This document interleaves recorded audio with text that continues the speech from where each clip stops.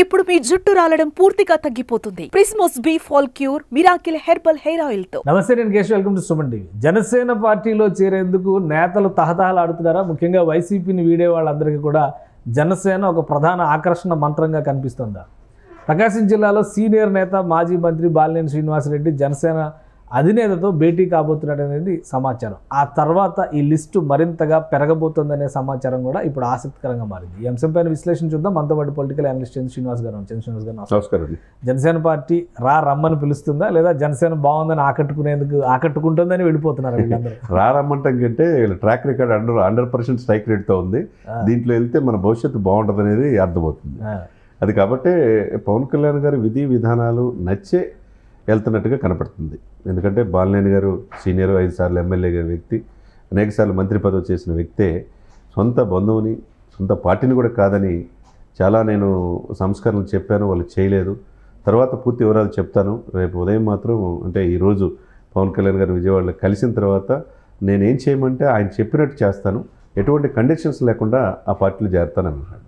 అంటే ఒక రకంగా ఆల్రెడీ క్లారిటీ తీసేసుకున్నారు. నాగబాబు గారితో ముందస్తు మంతనాలు జరిగినాయి అని అంటున్నారు. అది ఎంతవరకు అనేది అంటే ఇది ఎప్పటి నుంచో 1 మంత్ నుంచి జరుగుతూ ఉంది డిస్కషన్స్ అని.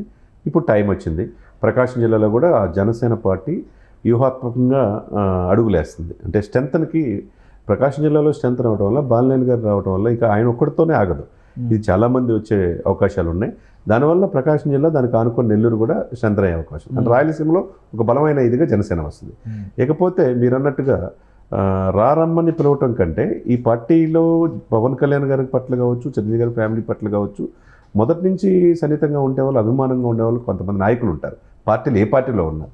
ఆ కోవలో ఉదయ్ భాను గారు మొదటి నుంచి కూడా సీనియర్ నాయకుడు. సామినేని ఉదయ్ భాను ఆయన అయితే జగ్గయ్యపేట ఎమ్మెల్యే, ఎన్టీఆర్ జిల్లా. ప్రస్తుతం ఎన్టీఆర్ జిల్లా. ఇప్పుడు ఆయన్ని రేపు 22వ తారీఖు చేరుతున్నారు అనేది ఆయన ఆల్రెడీ చేరిపోయినట్టుగా కొన్ని ఫోటోలు వైరల్ అవుతా ఉన్నాయి. చేరటం కాదు, స్వాగతం పలుకుతా 22వ తారీఖు చేరుతున్నారు పవన్ కళ్యాణ్ ఆధ్వర్యంలో అని చెప్పేసి ఆయన ఫోటో వేసి ఆల్రెడీ ఫ్లెక్సీలు కూడా పెట్టారంటే అంటే క్లారిటీ ఉంది అక్కడ.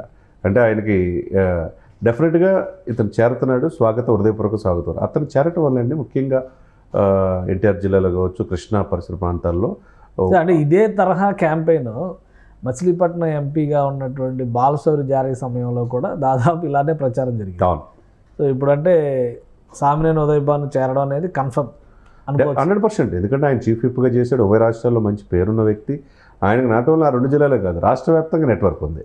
కాబట్టి అతను చేరటం వల్ల కృష్ణా జిల్లాలో పార్టీ మంచి ఇదిలోకి వచ్చే అవకాశం ఉన్నది. ఎందుకంటే అటు ప్రకాశం, నెల్లూరు, గుంటూరు ఎట్లా అయితే ఉంటుందో రేపు నెక్స్ట్ కృష్ణా జిల్లాలో జనసేన పార్టీ తన ఉనికితో పాటు మంచి ఇదిగా రేపు ఎక్కువ స్థానాలలో పోటీ చేసే అవకాశం, ఉదయ్ భాను గారి ద్వారా వచ్చే అవకాశం ఉంటుంది. ఆయనకి గతంలో చిరంజీవి గారికి కూడా మంచి సంబంధాలు ఉన్నాయి. పవన్ కళ్యాణ్ గారు కూడా సన్నిహితంగా ఉన్నారు. ఆల్మోస్ట్ లాస్ట్ ఎలక్షన్లో అయితే విజయవాడ ఇప్పుడు ఏదైతే పోటీ చేసే స్థానం నుంచి ఉదయ్ భాను గారు అప్పుడు ఆల్రెడీ అక్కడ మహేష్ ఉన్నాడు కదా, పొద్దున్న మహేష్ అని చెప్పని ఇప్పుడు వివాదం అయింది కదా. అప్పుడు ఈ పేరు వినపడింది. కానీ అనుకోని పరిస్థితుల్లో వాళ్ళు వదలకపోవటం, అక్కడే పోటీ చేయటం, ఇవన్నీ ఓడిపోవటం, ఇవన్నీ సహజంగా జరిగిన పరిణామాలు. ఏదేమైనా కానండి ఇటువంటి వ్యక్తులు సీనియర్స్, ఇదే ఆషామాషి వ్యక్తులు జాగ్రత్తలా. ఏదో ఒకసారి ఎమ్మెల్యే కొత్తగా వచ్చిన వాళ్ళు టికెట్లు రాకపోవడం వాళ్ళు జాగ్రత్తలా. సీనియర్స్ అంటే మళ్ళీ అతి చూసి వ్యవహరిస్తారు, దీర్ఘకాలికమైన ప్రయోజనాలు చూస్తారు, ఈ పార్టీలో ప్రాధాన్యత ఉంటుందా చూస్తారు, నాయకుడు మనల్ని పట్టించుకుంటారనేది అనేక పారామీటర్స్ ఆలోచిస్తారు.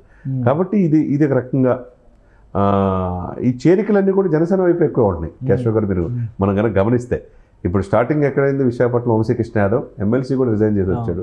తర్వాత పంచకల్ రమేష్ అక్కడి నుంచి వచ్చాడు. తర్వాత ఒక వరుస పెట్టి జిల్లాలు వెళ్ళిపోతున్నారు. ఎందుకు వీళ్ళందరూ కూడా ఇట్లా జనసేన ఎందుకు ఆకర్షించిందంటే జనసేన దీర్ఘకాలికమైన భావజాలం, దశాబ్దం పైన ప్రజలు. ఇప్పుడు ఆల్రెడీ ఫుల్లీ లోడెడ్ 164 సీట్లు గెలుచుకున్నటువంటి కూటమిలోకి ఎవరు వచ్చినా, అంటే కూటమి పార్టీలో ఎవరు వచ్చినా కానీ ఒకరికొకరు ఒక సమన్వయంతో ముందుకెళ్లాలనేటువంటి చర్చ జరుగుతున్న తరుణంలో జనసేనలోకి ఈ జాయినింగ్స్ కూటమి పైన ఎలాంటి ప్రభావం చూపించే అవకాశం ఏం లేదు. ఇప్పుడు అట్ట అనుకుంటే అండి, ఇప్పుడు వేమిరెడ్డి ప్రభాకర్ రెడ్డి గారు వైసీపీలో కీలకమైన వ్యక్తి, రాయలసీమతో పాటుగా చాలా ప్రాంతాల్లో ఆర్థికంగా ఆయన చాలా సహకరించాడు. అటువంటి వ్యక్తే ఆ పార్టీ విధి విధానాలు నచ్చగా ప్రశాంత్ రెడ్డి వాళ్ళ మిసెస్ అందరూ వెళ్ళిపోయారు. ఇక అక్కడి నుంచి చాలామంది నెల్లూరు మొత్తం జీరో అయిపోయింది. మీరు అటువంటి వాళ్ళు వెళ్ళిపోయారు. ఎందుకు వెళ్ళిపోయారు? ఇప్పుడు అది వాళ్ళని వెళ్ళిపోయిన తర్వాత టీడీపీ ఎందుకు చేర్చుకుంది, అది కూడా మనం చూడాలి కదా. అదే తరహాలో ఇప్పుడు జనసేన మరి చేర్చుకుంటారు. ఇప్పుడు ఎవరు దీనికి అతీతలే కాదు, ఎవరి వల్ల పార్టీ బాగుంటుంది. అంటే ఎమ్మెల్యేలు అక్కడ గెలిచిన 2 చోట్ల ఎమ్మెల్యేలు గెలిచింది తెలుగుదేశం నాయకులే, అది ఇబ్బంది కాదా అనేది ప్రశ్న. ఏముండదు, ఇంకా పోస్టులు ఉంటాయి కదండి, ఇంతటితో ఆగదు కదా. పార్టీ ఇంకా స్ట్రెంత్ అవుతుంది, అడిషనల్ బలమే తప్పితే దీనివల్ల వీళ్ళేమో ఎలిగేషన్స్ ఉన్నాళ్ళు కాదు. స్వామివేణు ఉదయభాను మంచి ట్రాక్ రికార్డు ఉన్నది. అదేవిధంగా బాలినేని కూడా ఆయన వివాదరహితుడు. ఇవి కేవలం కృష్ణా, గుంటూరు, ప్రకాశం జిల్లాలకు పరిమితం అవుతే ఇంకేమైనా ఉన్నాయి, ఇంకా విస్తరిస్తుంది. మరికొన్ని రోజుల్లో ఇంకా చేరికలు రాయలసీమ నుంచి అటు కడప, అనంతపురం, కర్నూలు నుంచి కూడా ఇంకా చేరికలు ఉంటాయని చెప్పి అంటున్నారు. లేకపోతే ఇటు ఈస్ట్ వెస్ట్ గోదావరిని ఆల్రెడీ ఫుల్ఫిల్ 100%. ఒకటంటే కాంగ్రెస్ పార్టీ షర్మిల నాయకత్వంలో అడుగు పెట్టడం జరిగిన తర్వాత ఈ చేరికలు ఏమైనా ఉంటే వైసీపీలో ఉన్న అసమ్మతి వర్గాలన్నీ షర్మిల నాయకత్వం వైపు వెళతాయి అనేటువంటి ఒక చర్చ జరిగింది. అవును. సో ఇప్పుడు దానికి భిన్నంగా వీళ్ళందరూ జనసేన వైపు వస్తున్నారు. ఇందులో ఉన్నటువంటి మతలబ్ ఏంటి, ఎందుకు ఈ నిర్ణయం జరుగుతుంది అంటే అవునవును, మీరు కాంగ్రెస్ ఇప్పటికిప్పుడు ముందుకు వచ్చే అవకాశమే లేదు. ఎక్కడ ఎమ్మెల్యే లేరు. భవిష్యత్తు ఎవరు కనపడుతుంది, మంచి మెజార్టీతో 5 సంవత్సరాలు సెంటర్లో కూడా బీజేపీతో కూటమి వైపే ఉండాలి. కూటమిలో ఎవరి వైపు ఉండాలా, టీడీపీ వైపా, బీజేపీ వైపా, జనసేన వైపా, ఈ 3 పారామీటర్స్ చూసుకుంటున్నారు. ఈ మూడిట్లో ఎవరు ప్రాధాన్యత ఉంటుంది ఫ్యూచర్లో అనేది చూసుకుంటారు అన్ని పారామీటర్స్. కాబట్టి ఇక్కడ ఏంటంటే కొత్త వాళ్ళకి కావచ్చు, సీనియర్స్కి ఇక్కడ బాగా ఎడ్జ్ ఉంటుంది ఇది జనసేన పార్టీలో. టీడీపీలో అయితే సీనియర్ మోస్ట్లు ఉంటారు, ఇక్కడ వాళ్ళు తట్టుకొని నిలబడితే కష్టం. ఇప్పుడు జనసేనలో అయితే ఇప్పుడు 21 సీట్లకే పోటీ చేసి 100% స్ట్రైక్ రేట్తో ఉన్న వ్యక్తి నెక్స్ట్ ఎలక్షన్స్లో 2029లో అంతవరకే కన్ఫైన్ ఉంటాడంటూ పొరపాటు. ఏమో 175, 225 సీట్లు అవ్వచ్చు, రేపు 100 సీట్లు పోటీ చేయొచ్చు జనసేన, ఏదైనా జరగవచ్చు. కాబట్టి ఏంటంటే ఇప్పుడే గ్రాస్ రూట్ లెవెల్లో ఆయన పంచాయతీరాజ్, గ్రామీణాభివృద్ధి శాఖ మంది ప్రజల్లో ఉన్నాడు. కాబట్టి పార్టీని కూడా సంస్థాగతంగా నిర్మించే క్రమంలో ఇట్లా చేర్చుకోవటం, వాళ్ళు కూడా ఫ్యూచర్లో కూడా ఆలోచించి జనసేన అయితే మనకు మంచి ప్లాట్ఫారం అంటాం అనేది ఒక మంచి పరిణామంగా మనం చూడాలి. ఇది ఆల్ ఓవర్గా 13 జిల్లాల్లో కూడా ఇది ఈ రోజుతో స్టార్ట్ అయ్యింది. ప్రకాశం జిల్లాలో పెద్ద ఎత్తున జాయిన్ అయితే ఆ త్వరలో ఉంటాయి అన్నమాట. రైట్. థ్యాంక్ యూ చంద్ర శ్రీనివాస్ గారు. ఇది ఆంధ్రప్రదేశ్ రాజకీయాల్లో సరికొత్త మార్పుల్ని చూసే అవకాశం రాబోతుంది. అతి త్వరలో జిల్లాల్లో వైసీపీ నుంచి నాయకత్వం బయటకు వచ్చేందుకు సంసిద్ధంగా ఉన్నట్టుగా సమాచారం ఉందని చెప్తున్నారు చంద్ర శ్రీనివాస్ గారు. అలానే ఉమ్మడి కృష్ణా జిల్లా పరిధిలో, అలానే ఉమ్మడి గుంటూరు జిల్లా పరిధిలో కూడా పెద్ద ఎత్తున జనసేనలోకి జాయినింగ్ జరుగుతాయి. ఇప్పటికే అనేక మంది నాయకులు టచ్లో ఉన్నట్టుగా సమాచారం ఉందని విశ్లేషిస్తున్నారు.